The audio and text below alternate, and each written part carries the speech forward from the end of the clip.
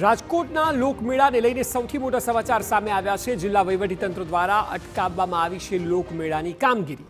હાઈકોર્ટમાં પિટિશન દાખલ થતા મેળાની કામગીરી અટકાવવામાં આવી છે। કોર્ટનો નિર્દેશ ન આવે ત્યાં સુધી રાઇડ્સ સંચાલકોને કામગીરી ન કરવા આદેશ કરાયો છે। વધુ માહિતી આપી રહ્યા છે સંવાદદાતા મોહિત ભટ્ટ। મોહિત, છેલ્લા અનેક દિવસોથી જો કે વિવાદ બંને પાર્ટીઓ વચ્ચે ચાલી રહ્યો છે। હવે વાત જ્યારે હાઈકોર્ટમાં ગઈ છે ત્યારે એક વાત નક્કી છે કે દર વખતે જે પ્રકારે સેલિબ્રેશન થતું આવ્યું છે તેવી મજા આ વખતે રાજકોટવાસીઓને નહીં આવે, કારણ કે મુદ્દો હવે મોટો થઈ રહ્યો છે।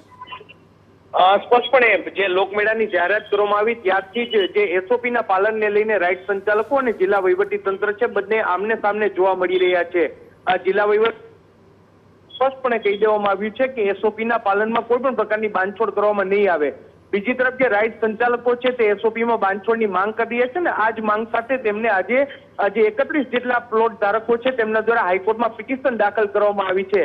હાઈકોર્ટે આવતીકાલે આ પિટિશન પર સુનાવણી હાથ ધરવાની છે, ત્યારે તે પહેલા અત્યારે જે જિલ્લા વહીવટી તંત્ર અને પોલીસ વિભાગ છે તેમના દ્વારા જે રેસકોર્સ ગ્રાઉન્ડ ખાતે મોટી સંખ્યામાં ત્યાં પહોંચી અને જે પણ રાઇડ ધારકો પોતાની રાઇડ છે તે તૈયાર કરી રહ્યા હતા તેમને અટકાવી દીધા છે। હાઈકોર્ટનો ચુકાદો જ્યાં સુધી ન આવે અને હાઈકોર્ટનો નિર્દેશ ન આવે ત્યાં સુધી કોઈ પણ પ્રકારની કામગીરી ન કરવા માટેનો પણ આદેશ છે તે વહીવટી તંત્ર દ્વારા અત્યારે રાઇડ સંચાલકો છે તેને કરી દેવામાં આવ્યો છે।